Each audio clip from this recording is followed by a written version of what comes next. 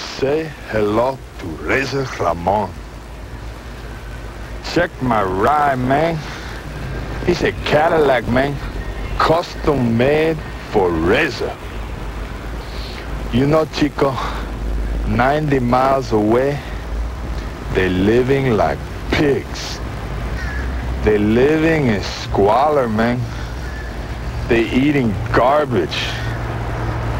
People telling them what to do. Nobody telling Razor Ramon what to do, man. Nobody. I'm coming to the WWF. Nobody going to stop me. Nobody going to tell Razor Ramon what to do. El Jefe, Razor Ramon.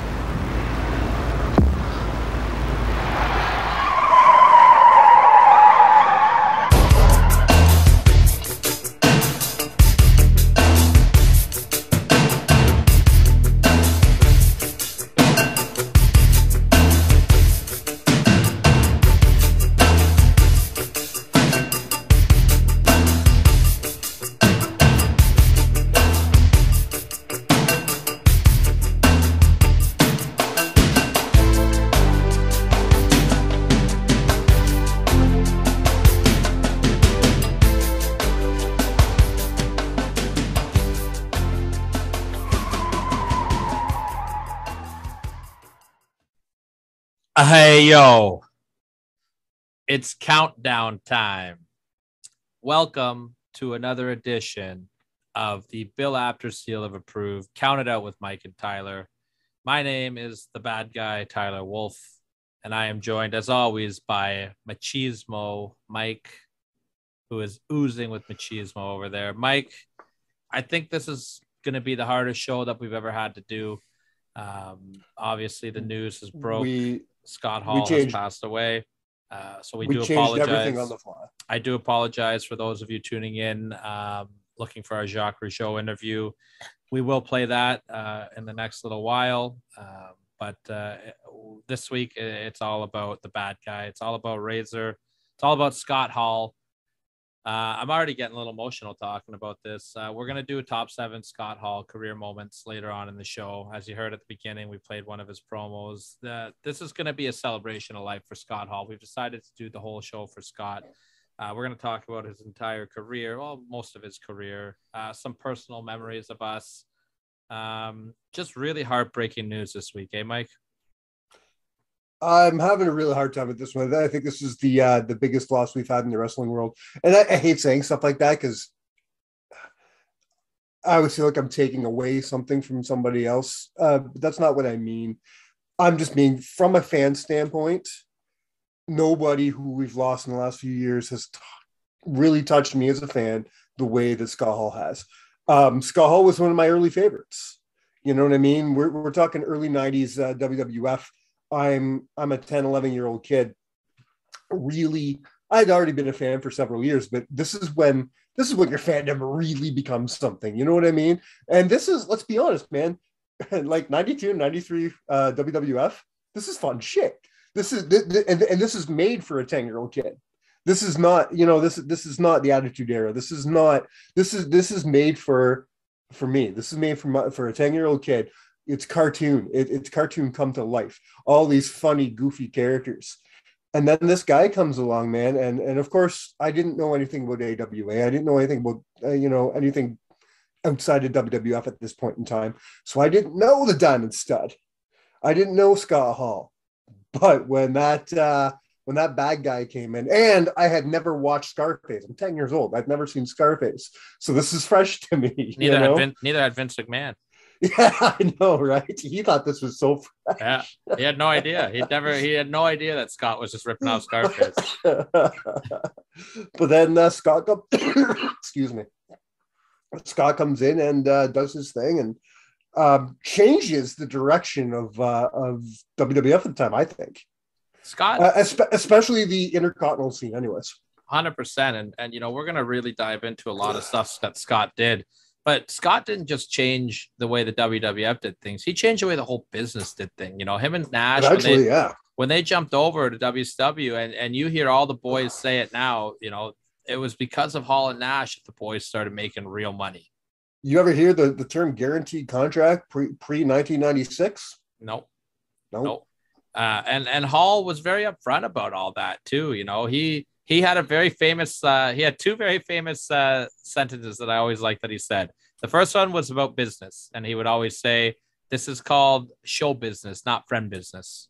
You know, we got to work together. Hopefully, we can get along, but I'm here to make money. It's show business.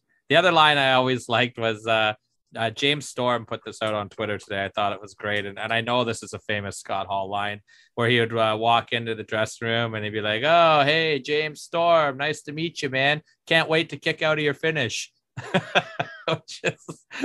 What a piece of shit. What a great line that is, you know. And I think that kind of sums up. That sounds like a real that sounds like he learned it from Harley. Yeah. Yeah, because wouldn't Harley say something? Yeah, I'll move. That was always Harley's finish, right? Right. I would like to actually tell a personal story this week about Razor. Scott Hall was the first wrestler that I ever met, Mike. Yeah. They did a house show in 1995. It was shortly after SummerSlam in Newmarket, Ontario, at the Ray Twinney Recreational Complex. At the Ray Twinney. They did a couple of shows there. I was gonna say I've heard a lot of good shows happen at Ray Twinney. Yeah, I went to 3 of them there. I saw Flair and Savage fight at Ray Twinney. Good mutual friend of ours, Dwayne, saw like Corporal Kirshner and Nikita Koloff and guys like that way back in the day at 20. So yeah, they used to play this town often. Yeah, and so Scott was on the card that night. I think he worked Sid. I can't remember. And like, I know the Ray Twinney complex really well because I used to go there all the time as a kid. So like, I knew where their dressing rooms were, and I just kind of waited around the side. And there was this young up and comer there waiting, holding his bag, named Triple H, Hunter Hearst Helmsley. He was just sitting there waiting for Hall to come to drive him. And all of a sudden, I'm just standing there, and here's Razor, and I'm just like, holy shit! I'm in grade 5. And this is 1995. This is right after his ladder match with Shawn. Yeah. This is not brand new Razor. This is Razor in his fucking prime. And I'm freaking out. Obviously, I'm in grade 5, and I get the handshake from I don't have my phone. It's 1995. There's no picture of it. But I go, Razor, can I please have your autograph? He goes, sure thing. And of course, I have nothing to write on. I'm like, oh my God, I have paper and a pen at my seat. Can I go get it? And he's like, go ahead. And he waited. I ran to my seat. I got my paper and my pen, and I ran back, and I got Razor Ramon's autograph. And it was the highlight of my life at this point. Do you still have it? Well, I really love this autograph. I really love this autograph. And the very next day, what did grade 5 Tyler do? Well, the next day, or maybe 2 days later, it was the same week. Tyler gets summoned by his mother. Come on, we're going to the mall. So absolutely, let's go to the mall. But I can't have this autograph unattended in my room. So I grabbed the autograph and I put it in my pocket. You moron. And back in this time, they used to have video games set up just randomly throughout the mall, like in Eaton's or whatever. And test out the new game. So I'm playing the new Sega Genesis, whatever it is. And I got my autograph and I put it down on the ledge there, and I'm playing my game. You didn't. And I forgot all about it. And I ran off and left the autograph there. And I don't think I've ever cried harder in my entire life. I have gone through breakups with women that have not hurt me as much as losing that autograph did. And that's the only time I ever met Scott Hall. Man. Okay, so I'm doing a call out now. If you grew up in the Newmarket area and you're in your mid-30s, and you remember going, was that the Upper Canada? Upper Canada Mall, bottom floor, Eaton's. If you remember going to the Upper Canada Mall sometime in 95 and you found a Razor Ramon autograph and it was on a scribbled piece of paper, probably looked like garbage. You give it back to me. We could talk about a little bit about his career. Did you ever get to see Scott work live? Never, unfortunately.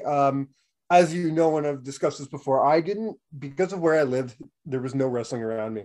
So I didn't, and my parents didn't travel a lot for shit like that. So I didn't get to see my first live show till 98. So Razor's out of the company by now.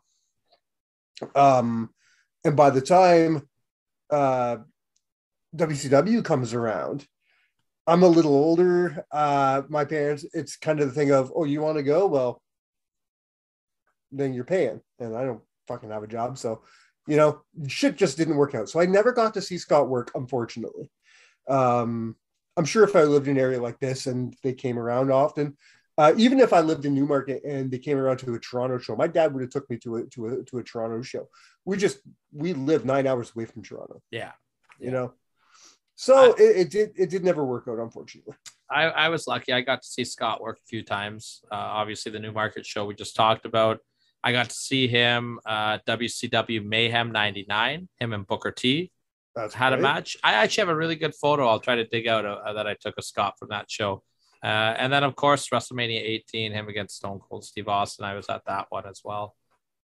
And that which I'm sure you got to look at a little bit differently at this point. At least you got to see his last WrestleMania match. Yeah, his last WrestleMania match. And his last really big match, really. Yeah, I think that was probably the last big profile match that he had in his career. Because even in his TNA career, he didn't do anything that big, to be perfectly honest. No, it's WrestleMania, right? And, I just want to touch on this really quickly, and I don't want to make a point to go over every detail about this, but, it was no secret that Scott had his problems and he had his issues throughout life. And, we could sit here and go, oh, we did this, do that. We're not going to do that today. This guy's a human being. He had a rough life. And he had issues. And you know what he did, though? He fought them, and he got better. And I'm just so happy that he got to spend. And if you don't believe that, talk to Diamond Dallas Page. He'll fucking tell you. Talk to Jake the Snake Roberts. He'll fucking tell you. Watch the resurrection. Yeah, exactly. Right, the resurrection of Jake Roberts might be about Jake Roberts, but I think it's just as much about Scott Hall. It really is. Yeah, and I'm just so happy that he found that ability to realize that people loved him a lot. I hope he did, at least. I won't speak like I know the man, but we all loved him as wrestling fans, and I'm so happy that he got his life turned around and got in a better place and was able to really, enjoy the last 10 years of his life or however long it was, sober and just with that different look on it. And I've seen interviews with him, and we've seen him at the Hall of Fame twice. Very different Scott Hall than we had seen 20 years prior, 15 years ago or whatever it was. So, but like you said, we're not here to talk about that kind of shit. Number one, we've never been that kind of show. No, I just only person I like to talk shit about on the show is you. Yeah. And I'm even going to take a break from that this week, just because you call yourself the bad guy, and I'm not talking shit about any bad guys. Hey, yo. But we've never been that kind of show, and even if we were that kind of show, out of respect for not only the legacy of Scott Hall, but for the respect of his survivors. Yeah. A lot of people don't know this. From an education standpoint, I went through for education for criminal psychology. I did a minor in victimology, and there's something you learn as a victim, or in victimology. There's something you learn. The victim is not the person that passed away. The victim is the person, because that person's gone. The victim is the people they left behind. And the reason they're victims is because they're the ones suffering now. You know what I mean?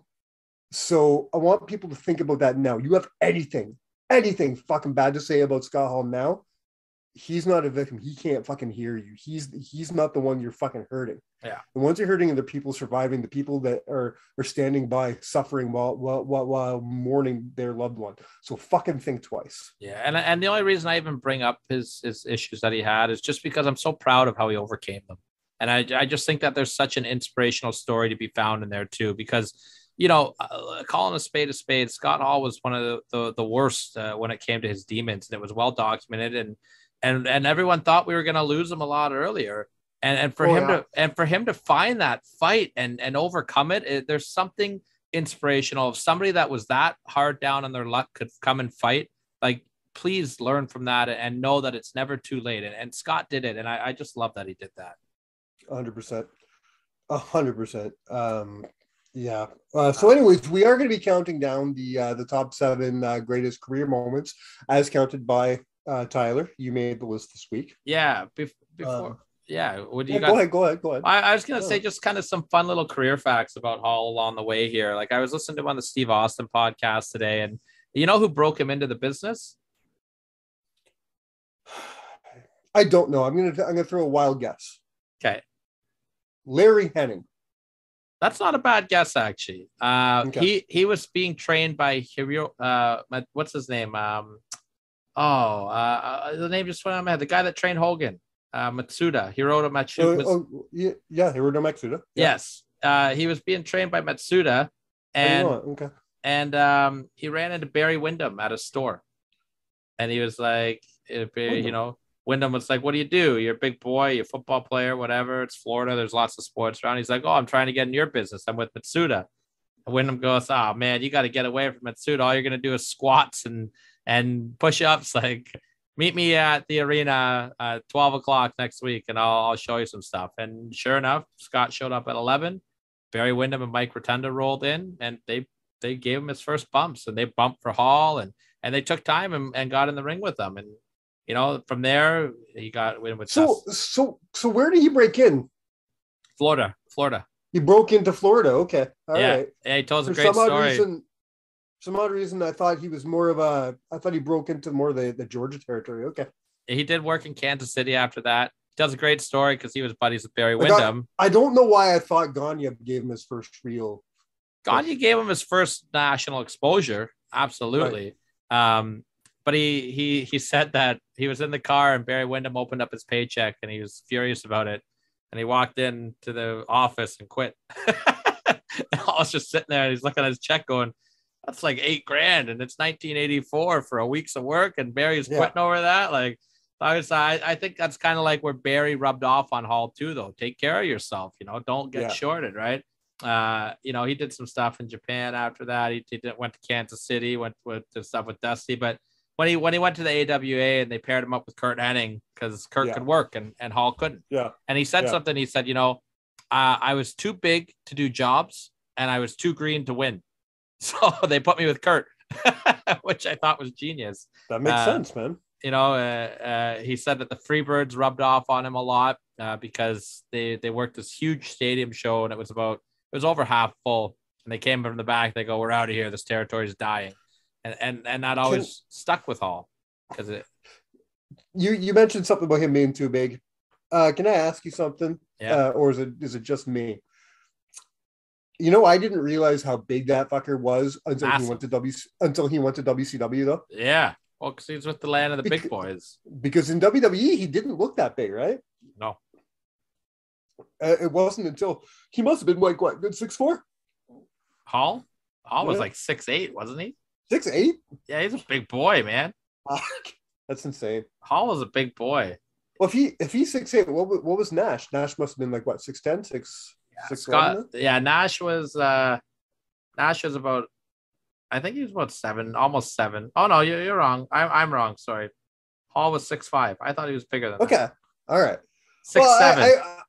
6'7" is the biggest. I see him built everywhere from 5 to 7. I mean, you look at Bash of the Beach and he's the smallest guy in the 3. Yeah. Well, Savage was small. No, I meant of the 3 of the original NWO. Oh yeah. No, he was a big boy though. Hall was a big boy for sure. Because if you ask Hulk Hogan in '96, he was being billed at 7'2". So. Yeah, we'll just kind of keep running through a little bit of Hall's career here and chime in if you hear something fun, right? Hall learned from the Freebirds when they said that the territory was dying and they're leaving. You jump off the sinking ship, and he remembered that when he was in the AWA, he was teaming with Hennig. They were the tag champs. They wanted to give Hall the Hulk Hogan push in the AWA when Hogan left. They really liked him. He was a big boy, and Hall went up and said, "I quit" to Vern, and Vern was Like, what are you talking about? Nobody quits here. What do you mean you're quitting? And Hall's like, it's too cold here. It's Minnesota. It's too cold here. And Vern goes, you don't quit, like blah, blah, blah. And they had a conversation, and Hall goes, Vern's like, I'm rich. Like, don't you want to be rich? And Hall's like, I do want to be rich. I'm not going to get rich here. And he left. By the way, I'm realizing my mistake right now. I don't know why I said Georgia earlier, but I meant Minnesota. Yeah. With Vern. And then he did some stuff, did some Puerto Rico, and then he ends up in WCW as a Diamond Stud. That's where he met Dallas Page. They had a fun little run. The Diamond Stud was fun, right? Him and Nash became boys there. Now think about this. He's working his way up. DDP, he's green as fuck. Yeah. DDP was a manager. He was barely a worker at this point. Exactly. And I think he was older than Scott. Yeah, he is. And then, of course, after the Diamond Stud fizzles out, you get Razor Ramon. Say hello to the bad guy. And obviously, the legacy of Razor. I won't go deep into it because we're going to talk a lot about it in the list here. But I will go into his accolades. He is a AWA Tag Team Champion, WCW TV Champion, 2-time United States Champion, a TNA Tag Team Champion, and a 4-time Intercontinental Champion. Many people say he may be the greatest Intercontinental Champion of all time. He's definitely he's up there. 100. He's in the conversation 100%. I mentioned to you off air. One of the reasons that anybody who knows me knows that I love the Intercontinental Championship. I hold that very dear to my heart. As a kid, I was more interested in the IC title match on any card than I was more interested in that than anything the main event was going to show. And there are about 5 or 6 men I can contest to the reasons for that. And Scott Hall is one of those reasons. His matches, his programs with guys like, we've talked about it already, with Sean and Dustin Rhodes, just that says it alone. With so many other guys, the stuff he's done with Owen, the stuff he did with Kid, the stuff he did with fucking, oh God, I can't even think of them all. Even the things that he did with the guys that, because we're talking 90, 93, 94, there's a lot of enhancement talent, a lot of jobbers in this era. Uh-huh. But even the stuff he did with them was fun. Like, you could watch Razor versus Quang and still be like, okay, that was cool.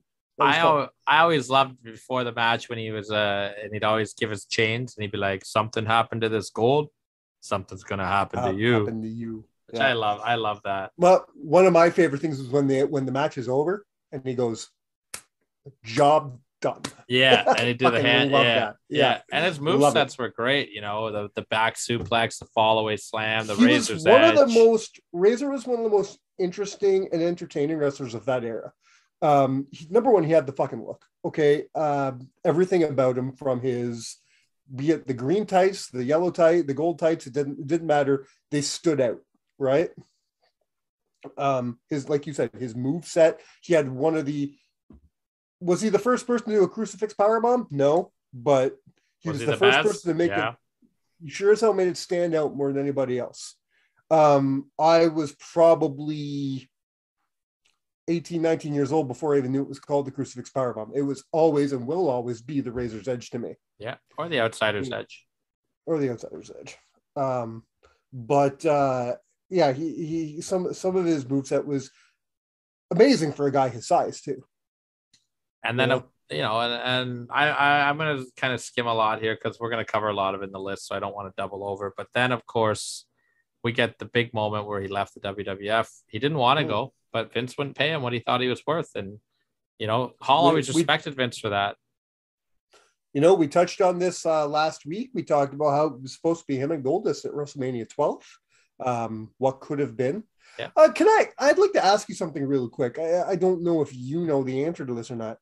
So the idea behind this is Vince knew he was on his way out. So that's why they made up the whole suspension thing. And that's why he's not on 12, right? Yeah.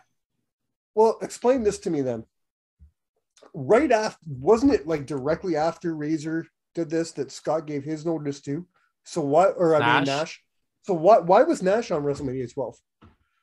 That's a great question. Because they didn't want to find a different opponent for Take? I would assume so. Maybe Nash gave his notice when they'd already started the build for it. Maybe did Nash do much after his match with Take? Yeah, he did the big match. They both had their last pay-per-view match next month at In Your House, Good Friends, Better Enemies. Mm-hmm. Great podcast, I hear, by the way, which I'm on this week. WrestleMania 9 well, repo. Okay, then we can call it great then. I thought you were using that word a little too loose for a minute. Yeah, suck it, Jay and Tyrell. No, just kidding. But sorry, before we go, I just feel really bad. I feel like I really have to explain it. I wasn't going to, but I really have to go. Before we go any farther, I gotta have full disclosure because I can already feel me losing my voice a bit. Full disclosure, everybody. Right after SummerSlam 2020, after my very drunken night with 22 bottles of Corona, our good friend Tyler was calling me Corona Mike for a while. Well, you can call me that again this week, but for a very different reason. Unfortunately, I have come down with COVID-19. My whole family's got it. So I'm a little under the weather. So I am only saying that to apologize because I know I sound like shit. And but I still want to do this show. So I'm hoping everything sounds all right. If I have to just throw it over to Tyler and let him talk a little bit more than me, I'm sorry. Sounds like the recipe for a fantastic show then. Anyways, I just wanted to get that out of it. Well, and that's why I'm drinking this and not my regular. Not your regular beer. We'll go back on topic with Hall here, and hopefully you're feeling better there, Mike. Speedy recovery for you and the family, of course. Hall leaves WWF, and then we get one of the most iconic promos of all time. And I'm not going to talk about it because we'll probably talk about it later, but I am going to play that interview right now for everybody. So please enjoy Scott Hall's debut on WCW Monday Nitro. I can't believe what I'm saying. You people, what's with him? You know who I am, but you don't know why I'm here. Are we going to get security here? Where is Billionaire Ted? Where is the Nacho Man? That punk can't even get in the building. Me, I go wherever I want, whenever I want. Listen, we need to get somebody to talk to. And where is Scheme Gene? 'Cause I got a scoop for you. When that Ken doll look-alike, when that weatherman wannabe comes out here later tonight, I got a challenge for him, for Billionaire Ted, for the Nacho Man, and for anybody else in WCW. Hey, you want to go to war? You want a war? You're going to get one.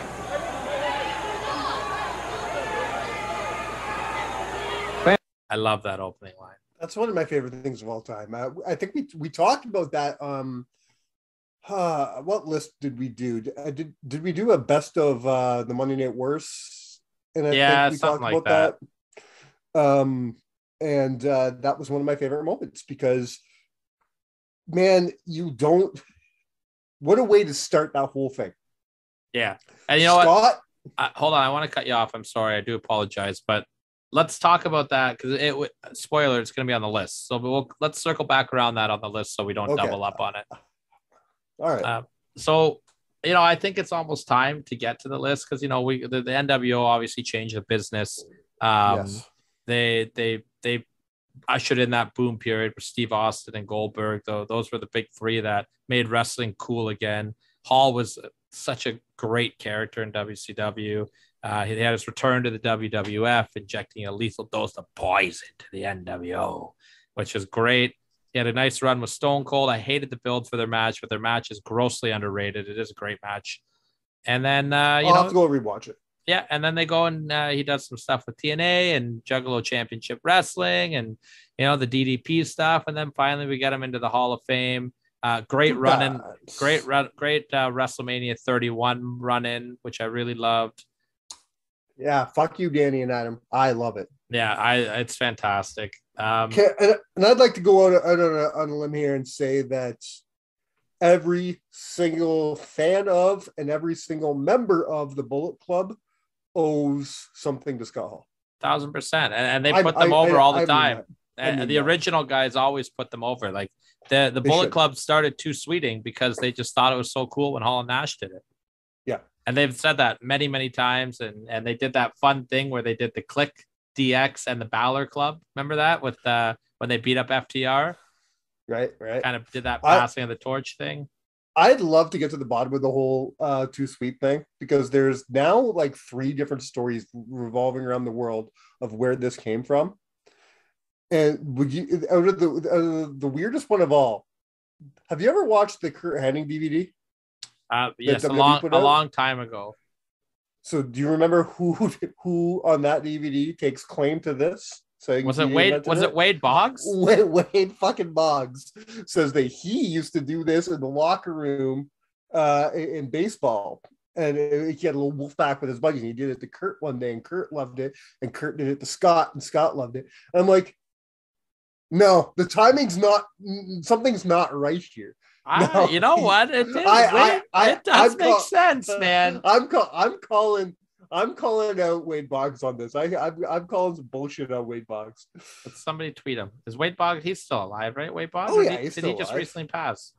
No, I'm pretty sure he's still alive. I love that story. I hope that's the true one. I heard Six was the guy. X-Pac was the guy who came up with it. I mean, I would believe that more than Boggs. Why not? Wade Boggs was badass back in the day. Don't be smart. You could name a Wade Boggs on this episode. I just don't want Wade Boggs taking something that's not his. Before we move into, we're not doing a list this week, by the way. We're doing a survey. Survey time this week. Survey time.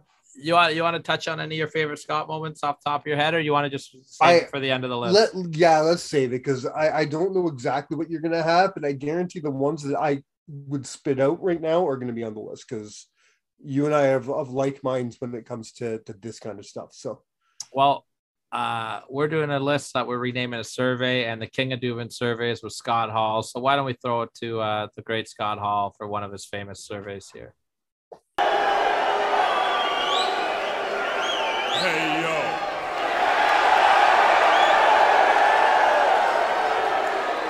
Let's get it out of the way right now. It's survey time.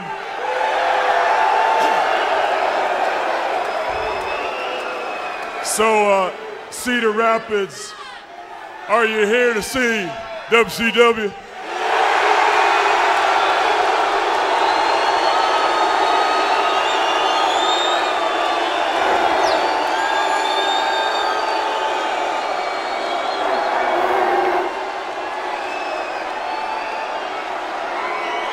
Or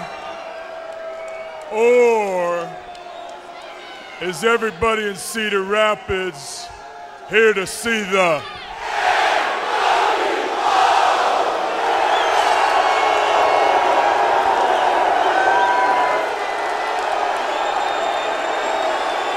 survey says one more for the good guys. One more for the good guys. I love it. I love it. That man couldn't get over as a heel. I swear to God.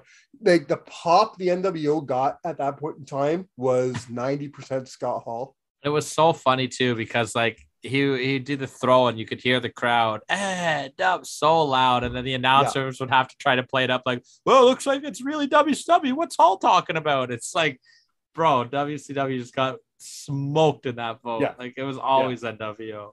NWO, excuse me. Well, NWO long before DX, any of them, they were the cool bad guys. And don't fucking at me here, as the kids say, but they did it better than the Horsemen, and I mean that. I know. Horsemen, I don't know. That's Horsemen and NWO are up there. here's the thing. The Horsemen were the cool bad guys, but they were bad cool because guys. they were cool, but they were still bad guys, and they were only cool because they were rich. The NWO, other than maybe Hogan did the whole rich guy thing, but the rest of them, they didn't flaunt that shit. That's not what the NWO was about. Well, the NWO was about being cool and having fun, and for some odd reason, having fashion shows with weird toothless biker chicks. I mean, who would you rather be when you were growing up, Scott Hall or Lex Luger at that time period? You know what I mean? Luger was a great baby face. Luger was a great baby face, but Hall was so cool. Like, he was the cool guy. Cool. Right? Yeah, I don't, and this is where, and I understand the frustration of a guy like Bret Hart who played that white meat so hard for so long, you know, and now it's just not cool. Now you have, you know, Scott Hall was the cool bad guy before Steve Austin was. Yeah. You know. What do you think? I'm not even talking about Scott Hall in the NWO. I'm talking about Scott Hall in the WWE. I'm talking about Razor Ramon. He was the bad guy 100%. You know what? I'm going to even go farther.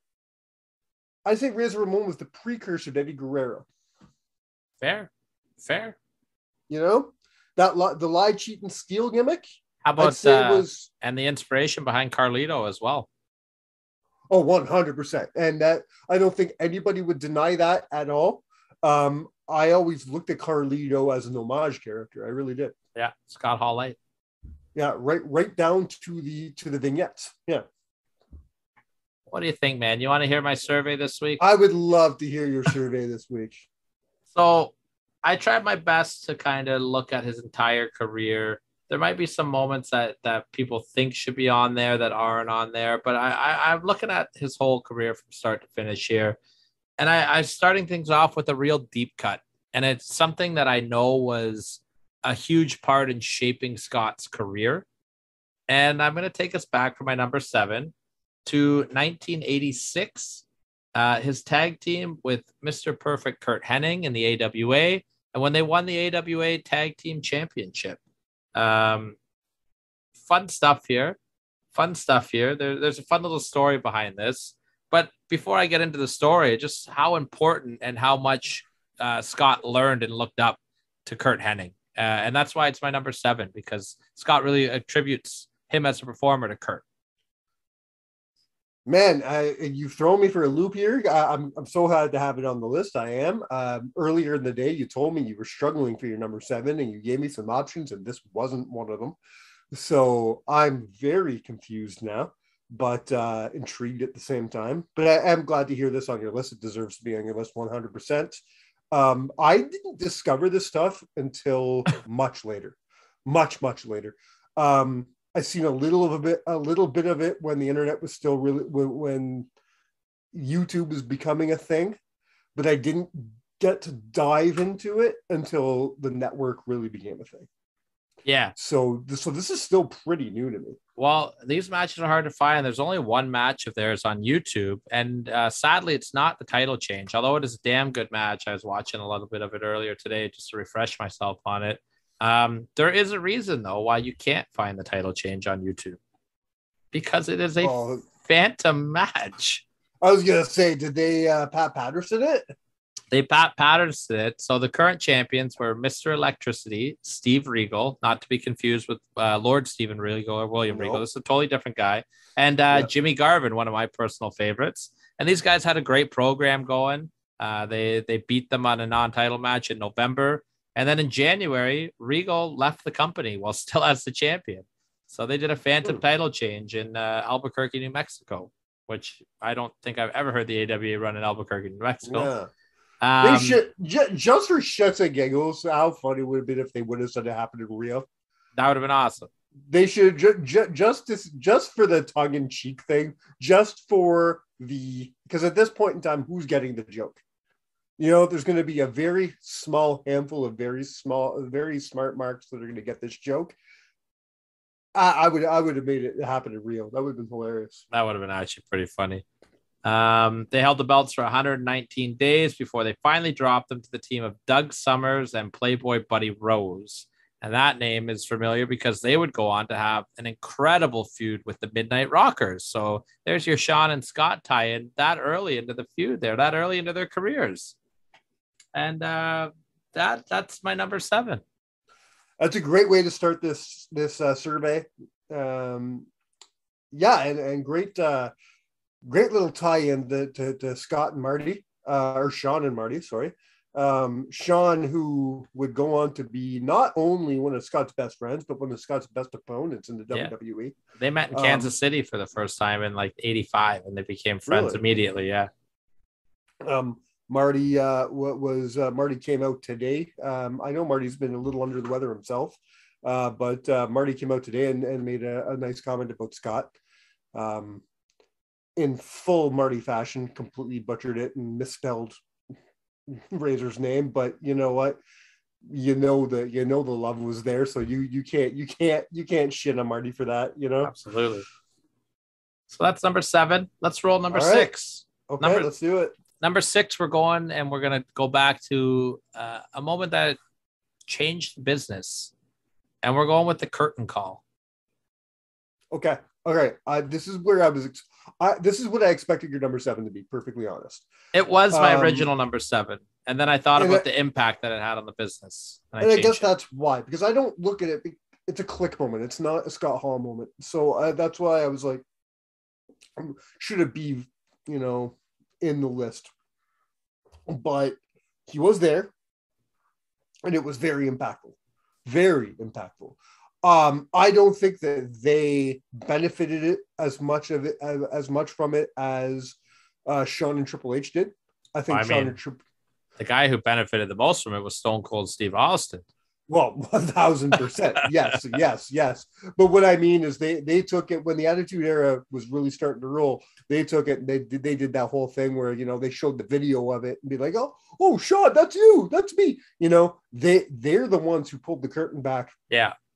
No pun intended, and said, you know what, fuck you. This did happen. Fuck the Jim Cornettes. Fuck the Bruce Pritchards. Fuck everybody who doesn't like that we did this. We're going to show you what we did. We're going to put Razor and Diesel on fucking TV again in 1997. Fuck you all. We're going to show it. And it elevated, that segment elevated DX higher than they already were. I can see you don't really agree with me there, but I'm having a hard time believing that you think I'm wrong there. I went back and rewatched this segment in the last year, and I just don't think it worked when Shawn. I don't know. I think if you go back and rewatch it again, it just kind of it didn't work on TV because nobody knew what they were talking about. Nobody knew. But you watch what happens in the next few weeks. People went and did their research. People found out about it. You know what I mean? People jumped on. There's no such thing as Googles at the time, but people went and asked Jeeves about it. I'll tell you that. You know what I mean? They found out. I just thought that Shawn and Hunter were really annoying in that segment. I know the one you talk about. I was like, "Whoa, you're a bad guy, and I'm a good guy." You're very turned off of. I know you're very turned off of 97 DX. We don't need to go into that. I'm still a fan of some of the stuff they did at this era. I will agree with you that some of it does not age well. I'll agree with you. But some of it I think is still very funny and still very relevant. And I think this is one of them. Yeah. But that's not the point. That's not the point I was trying to make. I just think that this worked more in their favor to help elevate them than it did Scott and Kevin. Scott and Kevin, it's not like they went over to WCW and talked about it. Now, they should have, because they were supposed to be like, hey, yeah, we're working over there. You don't believe us? Look at this video.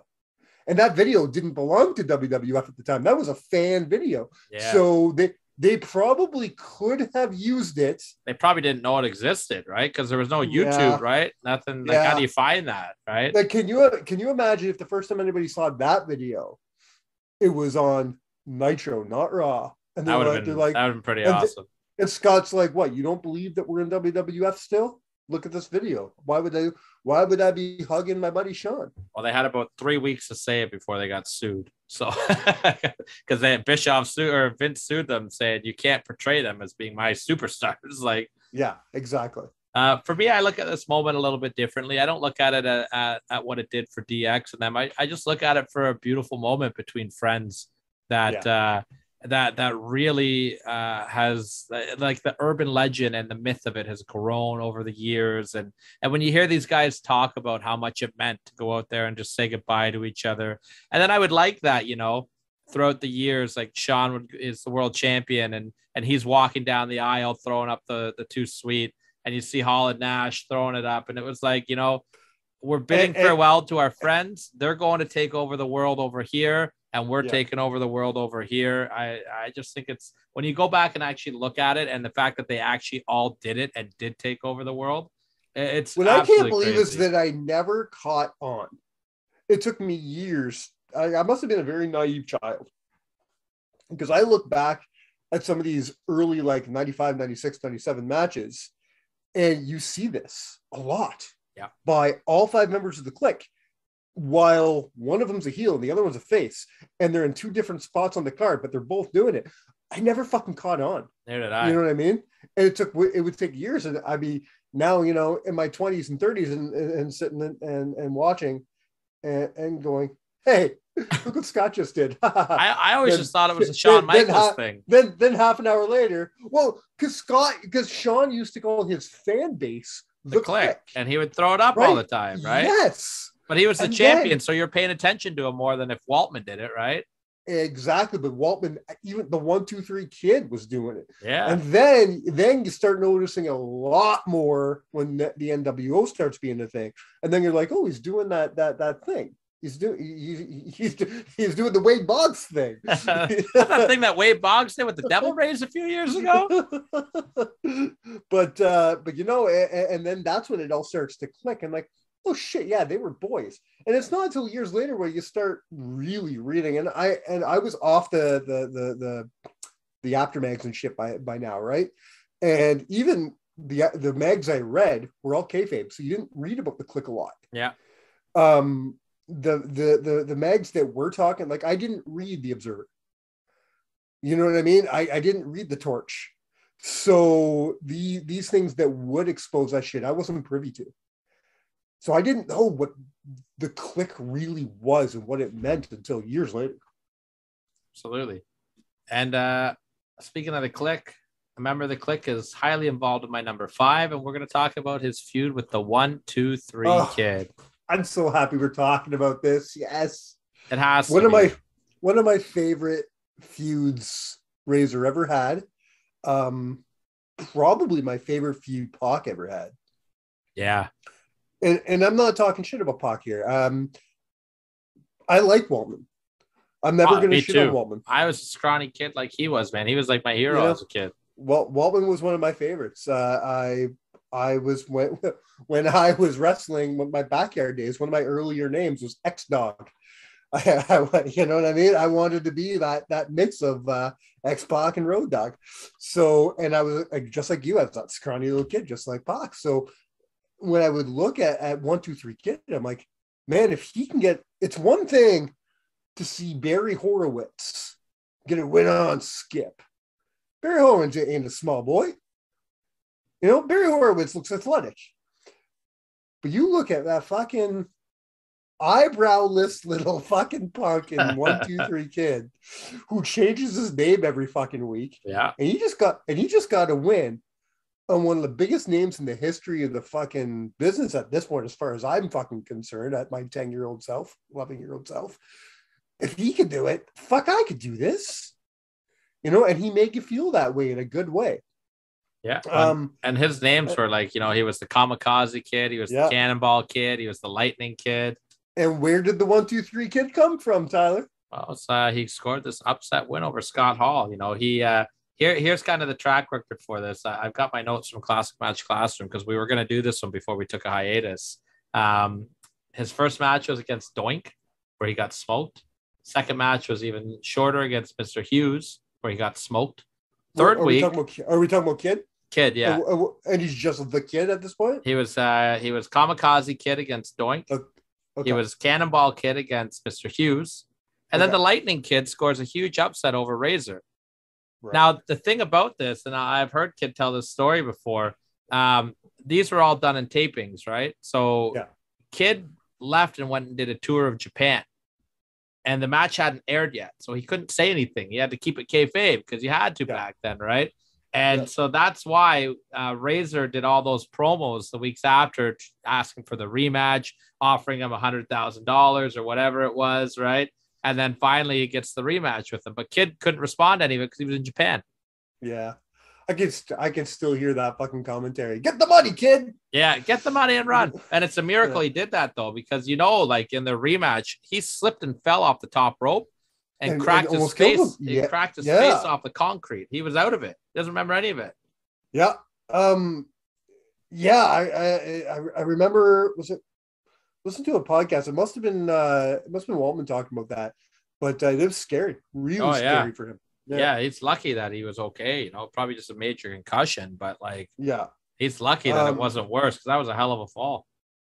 There's part of this feud a lot of people shit on, and I won't shit on it because I think it's fun as fuck, and I need to know, where do you stand on the diaper match? Because I love it. I love it. I thought Kid was so good on it. Kid cost they were him both so good. Yeah. I'm glad you brought that up because I kind of forgot about that when I was just thinking about the early part of their feud here. But Kid cost him the IC title at the Rumble against Goldust. And then, he's like, Razor's crying like a baby. Well, Razor's like, well, let's see who cries like a baby. And he beats him and puts him in the diaper and puts the baby powder on him. And Kid gets up and he's crying. And they were calling him Cry Baby. The crowd had a field day with it. I thought it was great booking. Well, because by now everything's turned around, right? Because kids turned. Was Kid with DiBiase at this point? Yeah. So was this? He turned. You'll have to refresh. You'll have to refresh my memory. Is this all part of one big long feud, or was this two separate feuds? Two separate feuds. Because after this one, this is what turned Hall babyface. Actually, was his loss to the Kid. Oh, okay. He lost to the Kid right before King of the Ring '93. Yes. And then after that, he did the rematch. But then DiBiase started making fun of Razor for losing to the Kid. And then DiBiase was like, I'll show you how to do it. And he was fighting the Kid, and Razor came out and made DiBiase lose. That's what led to their SummerSlam match in '93. Right. Okay. So and then they were tag team for years, and then Kid turned on Razor. Right. To DiBiase, which all full circle. I love how stories made sense back then. Yeah, I'm sure that wasn't intentional, but my God, that was awesome. Yeah. Okay, I'm so happy this is on your list. Good spot for it too. Number 5, I like that. Number 4, got to talk about our boy Rick Martel. We're talking about the first time that Razor Ramon ever won the Intercontinental Championship. Okay, I forgot about this. I'm not going to lie to you. I forgot about this match. When I think of Razor's Intercontinental runs, I think of a lot of his defenses and shit. I forgot him winning it like this. And I'm really upset with myself because everybody knows I'm a big Rick Martel fan. I need to go back and rewatch this. I haven't seen this in years. Yeah, I'm this week on Classic Match Classroom. We're going to do the ladder match with Sean and Razor. Oh, okay. I was going to say, is this what you're doing? Well, this is part of the build for it. We will be talking about it. So I will get to rewatch this match and probably tomorrow, which I'm really excited about. Please tune in to watch a full breakdown of Sean and Razor at WrestleMania 10 too, as we continue our Razor Ramon tribute in the Counted Out family. I love the way they did this. Sean gets suspended by President Jack Tunney. Kayfabe reason is for not showing up title defenses. Shoot reason is for failing a steroid test, which he says that he never failed. He laid on that hill that he never failed. And it's been 30 years, over 30 years, and he lays on that. He says, no, I didn't do fuck all. So President Jack Tunney puts the Intercontinental title up. He says we're going to have a 20-man battle royal. The final 2 men in that battle royal will go on to face each other in a one-on-one match. And we come down to Razor and Rick Martel. And I thought Rick Martel was the perfect guy for Razor to go over as well. If you look at the roster during this time period, Martel still had name value to him. He was a strong mid to upper mid card heel in the company that still had credibility. And Razor getting put over clean by Martel, I thought was huge for Razor and really sealed him to that next level. He still had that heel credibility, just like you said. He could still fucking go. He was still one of the best hands in the locker room they had. There was no better person right there at that time. And I'm not taking anything away from Scott's abilities, but Scott needed some. If Scott wanted to get over, as a champion right now, he needed someone to make him look like $1 million, and nobody better than Rick Martel here. Absolutely. And then it will go on to start a great reign, which would lead into, many famous matches. And it would be the first of 4 IC title reigns for the bad guy. Yeah. Yeah. Okay. I'm starting to get nervous because there's a few things I'm wondering if you're missing, but I didn't think of this, so I'm glad it's on there. Well, let's move on now. We're in the top 3 here. And my number 3, I think, is going to catch you off guard, but I don't think you can argue it. And I'm gonna preface it by saying this: hard work pays off, dreams come true, bad times don't last, but bad guys do. And I'm putting his Hall of Fame induction as my number 3 moment.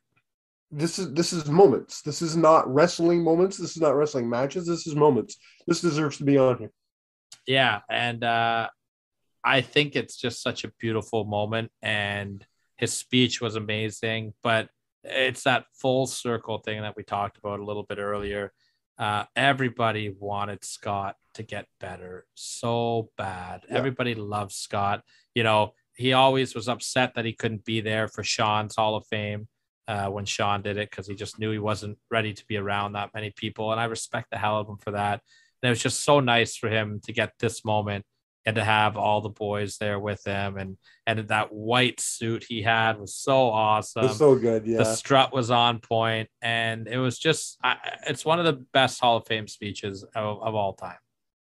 100%. I alluded to that in the beginning of this episode. It's one of my favorite closers. Did I say that on air or off air? I think off air. Okay, well, hopefully I'm not repeating myself here, but it is with Ric Flair's closer of "For everything that I've done wrong, I must have done something right to be here." That is on par with Scott Hall's, what you just said, as one of the greatest speech closers in the Hall of Fame history. Yeah. Just him saying those words. The rest of the speech is what it was, but that's a tearjerker right there. I can't remember if he closed with this or not, but did Bobby close with "I wish Gorilla was here"? Was that his close? No, I think that was like in the middle. Okay, it was like in the middle. That would be up there if Bobby. It might even be right in the beginning. I don't know. I can't remember. I don't think it was the close. I love Bobby's speech as well, but that's Bobby had the greatest speech in Hall of Fame history, and nobody will ever beat that. Yeah, that's a good list for us to do one time. Best Hall of Fame speeches. Yeah. We'll call it the Mr. T list. Oh yeah, Mr. T and Iron Sheik all the way. Yeah. Not much more to say about it. Just go back and listen to it, guys. Because I can't do it justice, and I won't even try. I won't even try to do it justice. Go back and listen to it. And I know it's not an exclusive club anymore. I know there's a good handful of them now, but he is a 2-timer. That's right. Him, Hogan, Hall, Nash, Waltman, and Flair and Booker T are all 2-timers, I believe.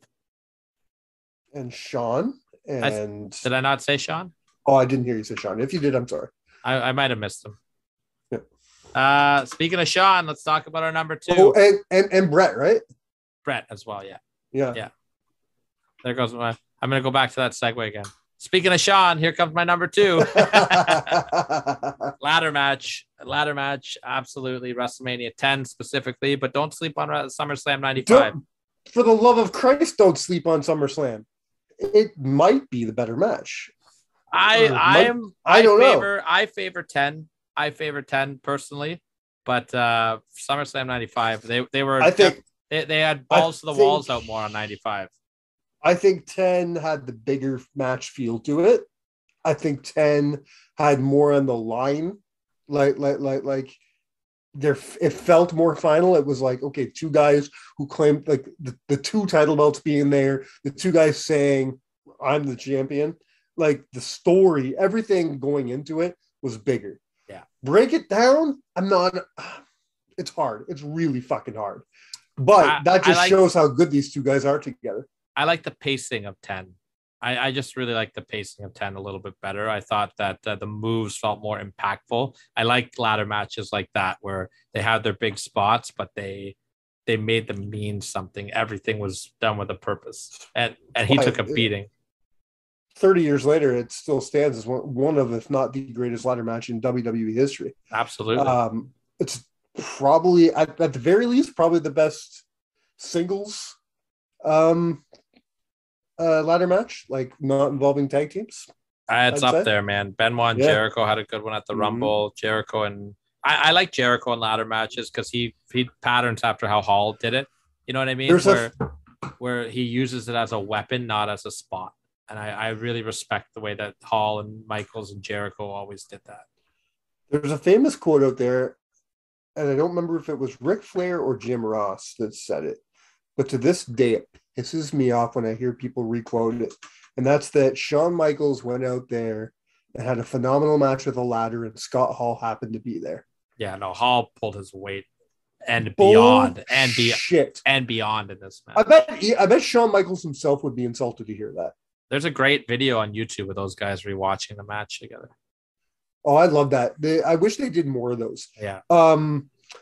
Before they lost their podcast, Edge and Christian were doing a thing where they were bringing on people to watch old matches with them, and they did Sean and Mick for Mind Games.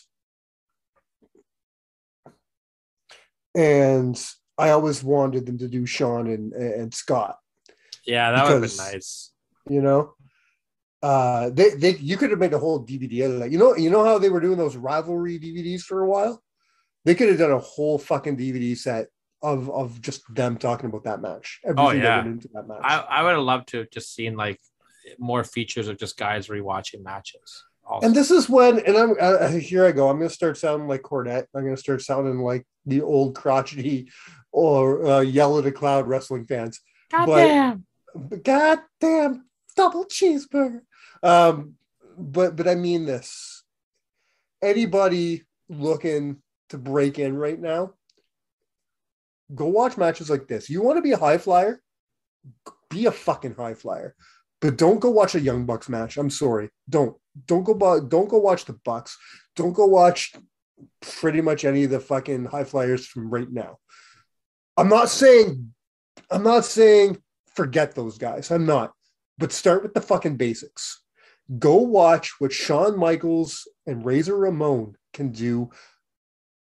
If you don't have the psychology, you're not going to have a wrestling match. Absolutely.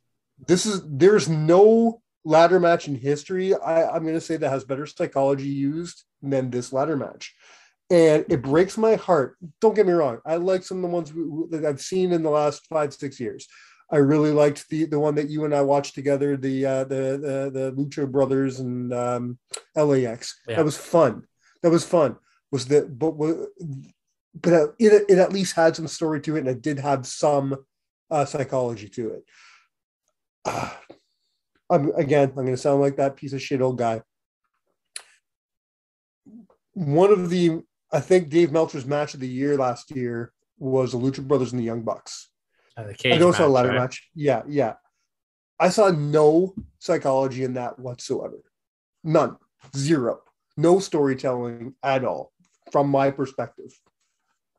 Anybody who's trying to get into the business right now, don't watch a match like that. I'm sorry. Go watch Razor and Sean do it, because they can tell you how to use something like a ladder or a cage or the ring or a chair or anything and have it be just as important in that match as their opponent is. And that ladder was a character. Yeah, absolutely it was. It was the fourth man in the ring with the referee and whatever. Also, 100%. How much of a badass did Razor look doing the little Razor strut under the ladder? I love it. And it was right after Sean did the whole fucking around right? It, right? You know, it was so good. It was so apropos. It was so well done.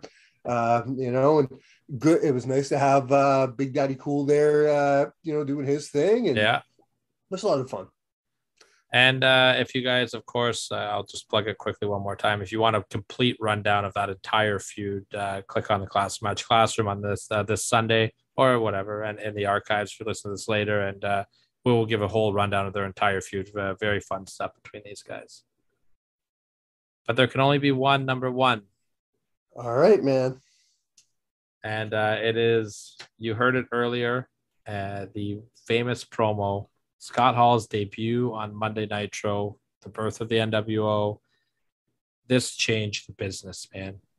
Not only on screen, having the boom period, it changed the way the boys got paid. It was a hell of a promo. It led to big business.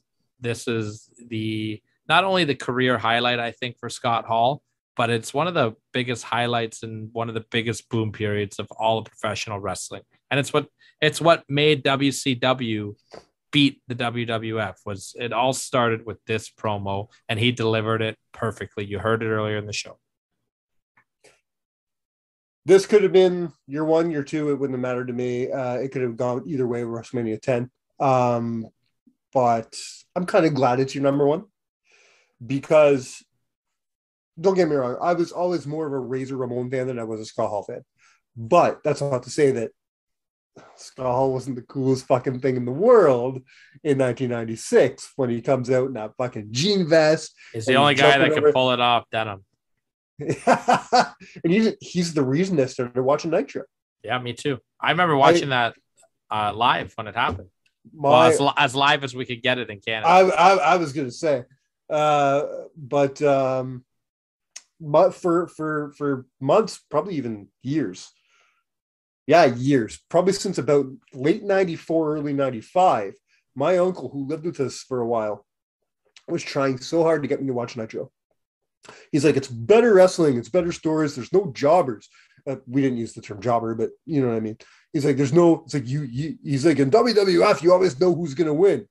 You know that the big guy with the entrance is gonna beat the guy whose name you don't know and didn't get an entrance, and fucking, you always know. He's like, they don't have that in WCW. He was always trying to get me to watch WCW. And the one time I watched WCW with him was during, I wish he was alive for me to cry and say I'm sorry to him. He was so right. The first time I watched it, it was during a Lionheart Chris Jericho match. And I'm looking, I'm like, what the fuck is this? This guy just wants to be Shawn Michaels. Get the fuck out of here. I'm like, you're not showing me anything I haven't seen.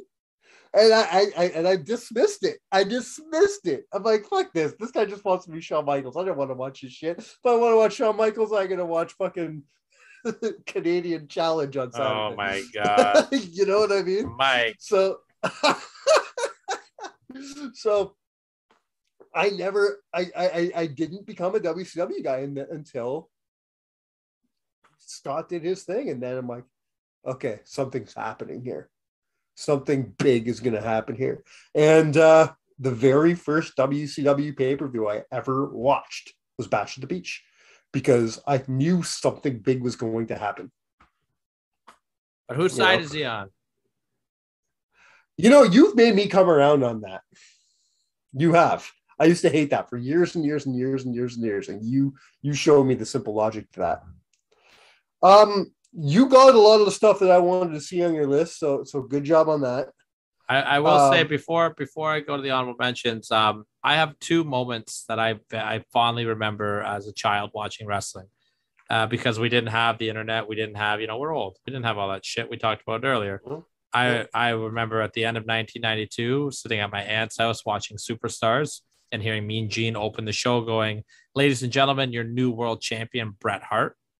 And Bret was my guy, and I lost it. And I was just like, wow, called my friend immediately.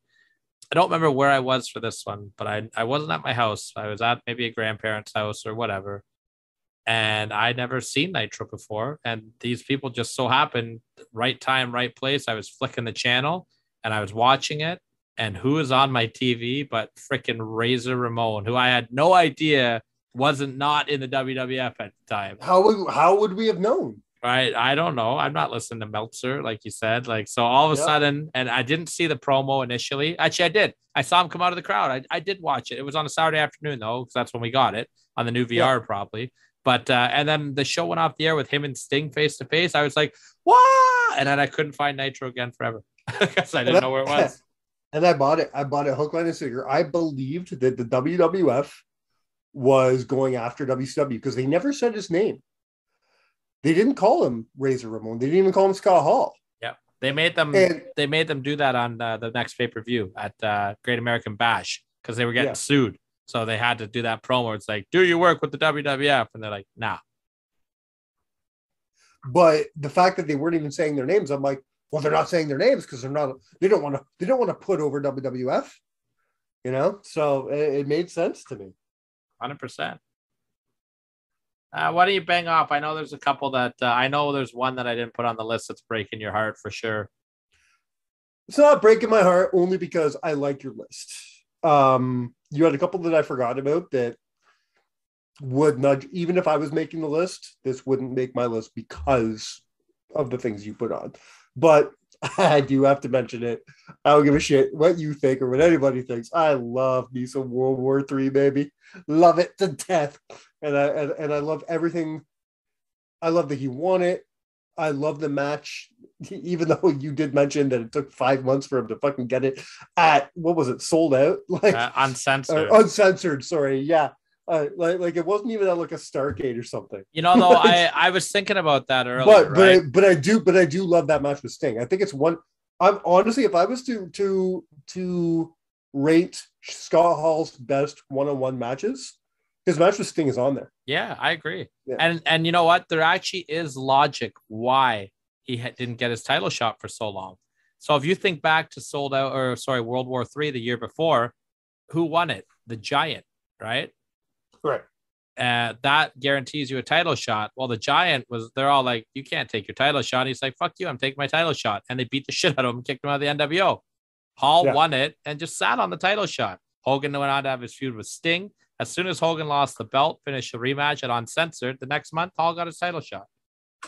Yeah. So there is logic behind it. It definitely made sense. But I mean, maybe we're just so trained by WWE. You know, you win you win it in January, you get it in April. Yeah. You know what I mean? Yeah. Yeah. But another one for me, this is a twofer. Let's go back to 1993. He had two great matches with Bret Hart. Yep, they're on my honorable mention. I almost put that King of the Ring match as my number 7. If out of the two of them, King of the Ring would be the one. Yeah, I think he found himself by that point. You know what I mean? I think that 93, he was still finding that Razor character as a heel. And he was like, by June though, you know, by January, he was good. But by June, he was really invested in it. But big deal for Razor to be getting a title shot in the main event, not the closer, but the title match. Apparently, at the Royal Rumble. The original plan I heard was Warrior was supposed to get that title shot before he left the company. Oh yeah, that was what I heard. The original match was. Glad they went this way. Yeah. I mean, a lot of people still think that Warrior or that Razor should have won that night. I don't think Razor was there yet. No. And Bret was just new too. He was like 2 months into his reign. Yeah. I don't think it was time for Razor to be champion. No. And what will you do with him at Mania then? Like who do you put? Yeah.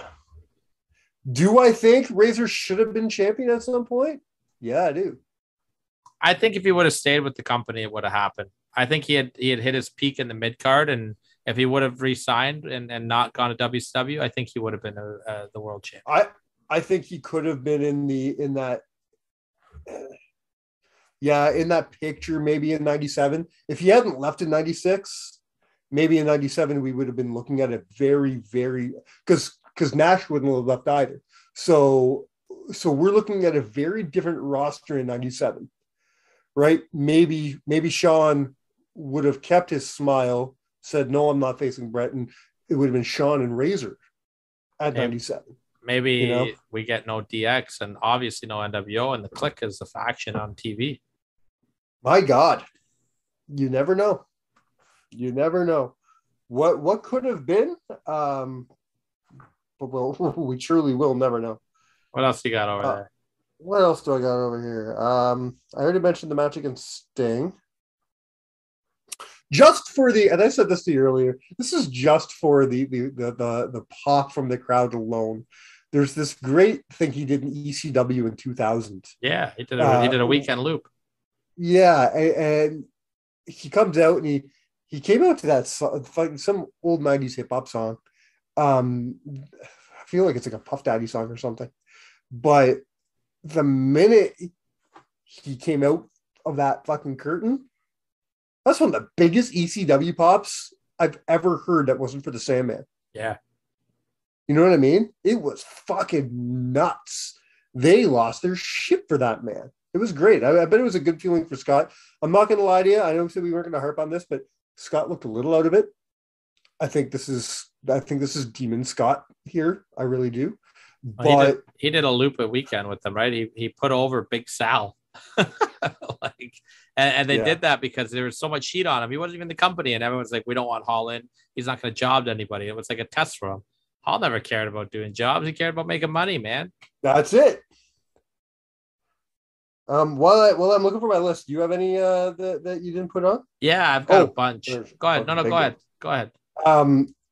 Phenomenal match from Survivor Series 92. Yes, that's an honorable mention I have as well. Yeah, it's Razor and Ric Flair versus Mr. Perfect and Randy Savage. How fucking fun was that? And this was really the company starting to have faith in Razor, putting him in such a big spot. He was feuding with Savage, cost Savage the world title against Flair here. Yeah, big one.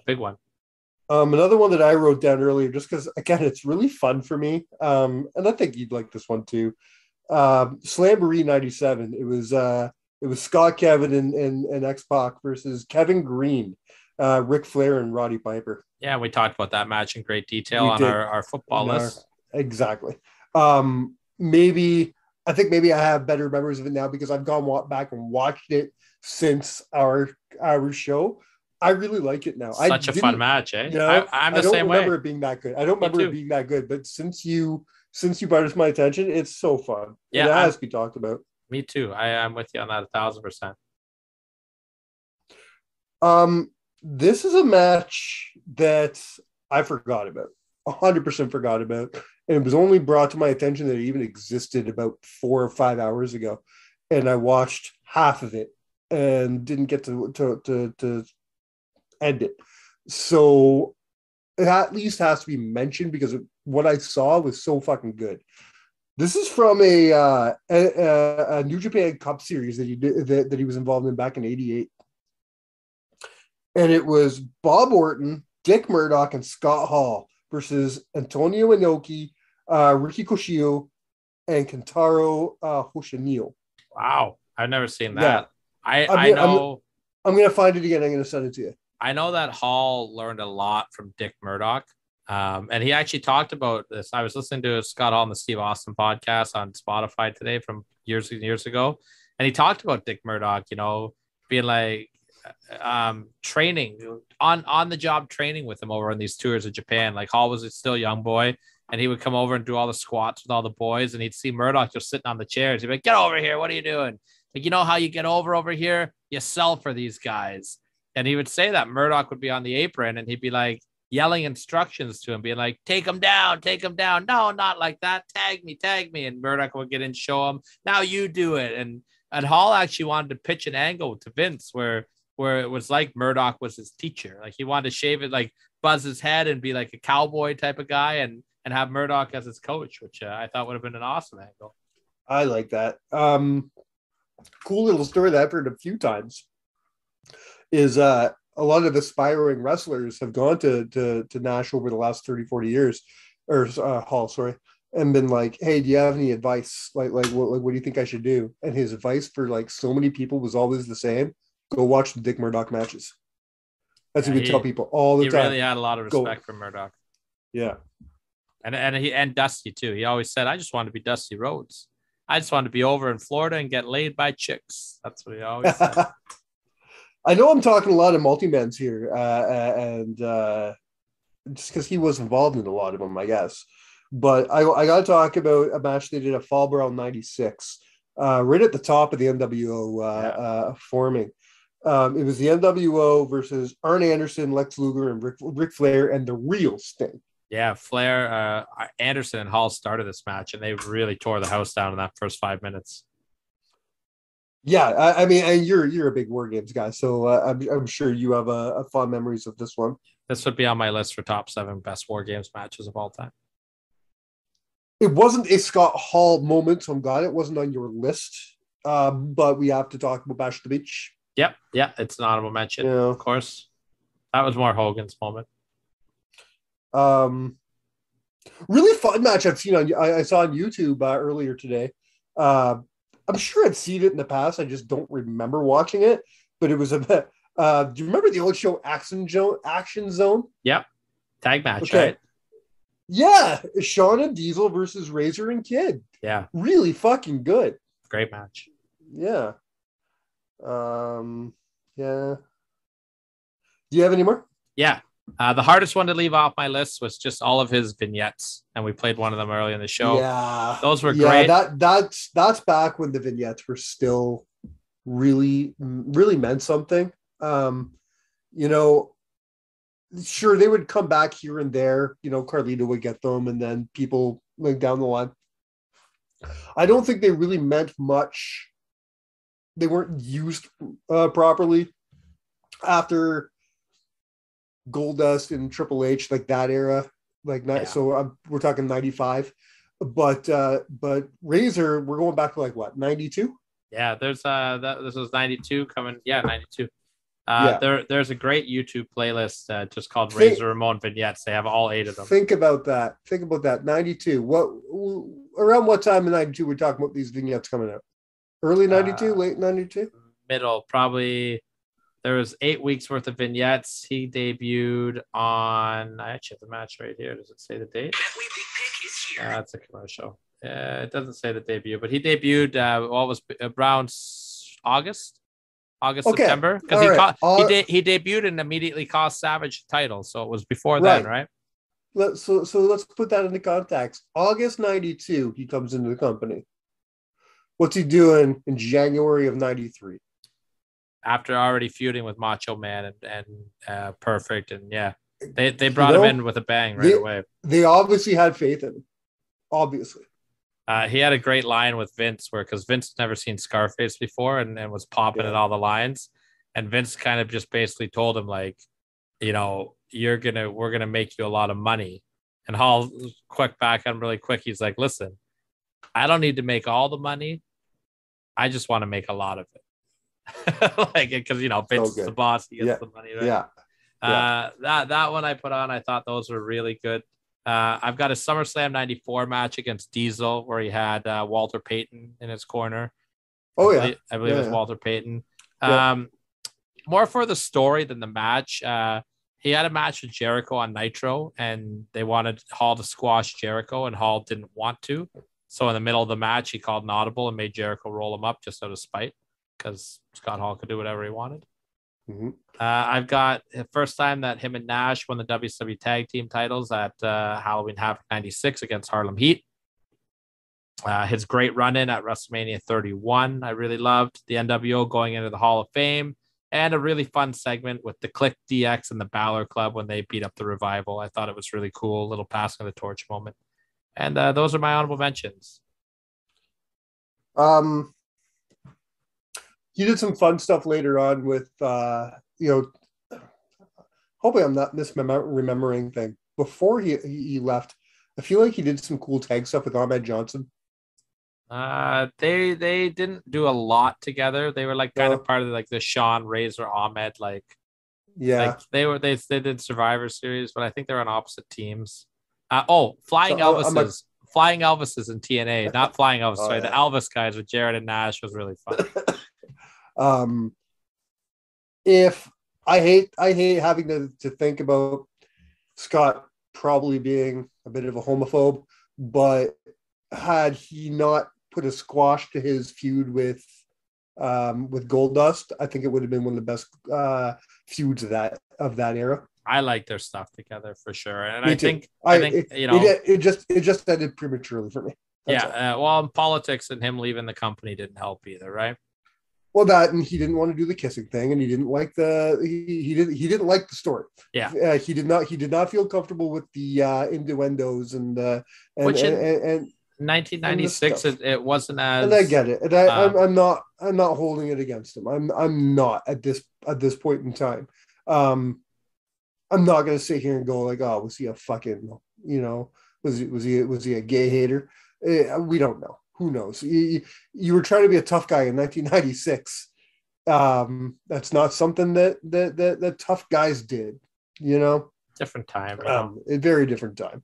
But because of that small thinking, I think it costed him I think it costed him some money, and I think it costed the fans a big story. I would like to see more from those guys. I'm a big Goldust fan too, right? They worked really good together. Yeah, they did. They had great matches. And that's it, man. Tough episode this week. I think we did a good job talking about Scott, and hopefully we honored his legacy well. This one hurt, man, and I'm really sad about it. And thank you, Scott Hall, just for all the years of entertainment that you gave us, for the memories, for the way that you changed the business. I don't know what else to say, man. I'm bummed out. This one hurt. Yeah, I said to you off air that I feel almost guilty saying that this is the biggest one that we've had to deal with in a long time, because I don't want to take away from any of the other deaths that have happened in the last, so many years. But from a fan standpoint, this hurt. The Razor was one of my guys. Razor was one of my favorites when I was a kid. And, every time Scott was in the news, and every time you saw, oh, Scott Hall did this again, and it was never a that fucking guy. It was oh fuck. I hope he's getting some help. I hope same thing. It's the exact same thing with Jake.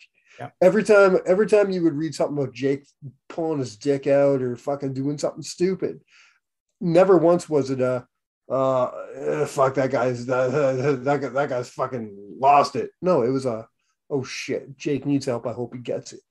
And both men got it. Yeah. With each other too. I love that. With each other, which is a beautiful story. Again, if you haven't seen it, I don't know if it's still on Netflix or not. It used to be. It's on Amazon Prime. If you haven't seen it, go check out The Resurrection of Jake Roberts. Beautiful film, really is. DDP is a wonder for these guys. And you know what? And I'm going to take this time to say to anybody: if you're having substance abuse problems, if you're having alcohol problems, reach out to someone, man. There's always help to be had. Always is. Somebody, you don't need to know Diamond Dallas Page to get help. There's always someone who can help you out. And if somebody like Scott Hall can get clean before he meets his maker, if someone like Jake Snake Roberts can do it, you can fucking do it. I promise you that. Absolutely, man. There's always somebody there. And I'm glad that Scott had that team, and I'm glad he got that clarity before he passed away. And I'm really happy for that. And one more thing I'm glad for, because I've been through this, a very similar situation where a loved one needed to be taken off life support. There's something to be said about saying goodbye to somebody in the right way. You don't want to say goodbye to the person you love when they've got a ventilator doing all the work for them. You don't want to say goodbye to somebody when they're hooked up to 17 machines. It just doesn't feel right. It doesn't feel real. So for them for the family to be able to make the choice that they needed to make, and for them to be there, and for Scott's body to be able to live for what I think it was an extra 4 or 6 hours, for them to do their proper goodbyes, and for them to have time with their father, their husband, their brother, whoever was there. It's a beautiful thing. And it's a very precious thing. It's a very important thing to get those things in. I had the both unfortunate and fortunate duty to stand by my father-in-law in that exact instance. I stood by and had my hand on his shoulder while he died after taking him off life support. And I looked at my wife and I looked at my wife's sisters, and I'm thinking, I'm glad they got this. Uh-huh. Even though he couldn't open his eyes and say what he wanted to say, they got to do it. And I'm so happy for Cody and the rest of the Hall family for being able to say goodbye to their dad, their brother, their, whoever Scott was to them. Absolutely. Rest in peace, Scott Hall. There's not really much more I think we need to say. I know usually we throw to you for the show close and we talk about next week. Next week's our 2-year anniversary show. We'll get to that next week. Doesn't matter this week. And I think instead of doing our usual wrap up this week, let's just hear it one more time from the man. And I'm going to throw up.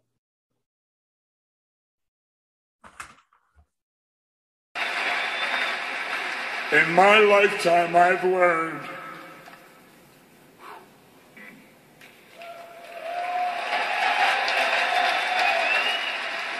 hard work pays off.